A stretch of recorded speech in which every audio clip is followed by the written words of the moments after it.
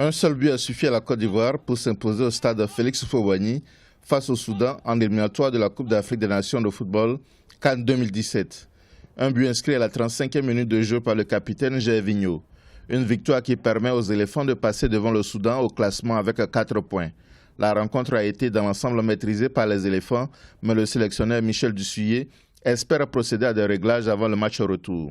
On a une équipe qui s'est coupée en deux, donc on n'arrivait plus à trouver véritablement les attaquants pour pouvoir enchaîner ensuite vers l'avant. On avait eu du mal à faire remonter un peu le bloc équipe pour réduire un peu les espaces. Donc dans ces intervalles-là, ça demande beaucoup de courses, de justesse technique et par moments on a rendu assez vite le ballon à l'adversaire. C'est ce qui nous a mis en difficulté.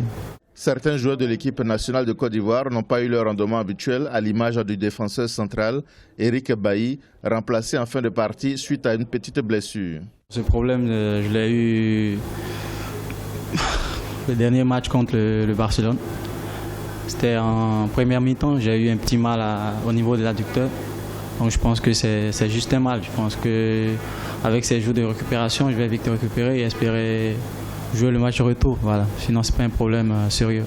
La défaite face aux champions d'Afrique en titre n'affecte pas l'équipe du Soudan. Elle compte prendre sa revanche à domicile le 28 mars au match retour. Toutefois que vous jetez un coup d'œil à l'équipe du Soudan, vous remarquez qu'elle est constituée seulement des joueurs locaux. Et avec les joueurs locaux, il n'y a aucun professionnel.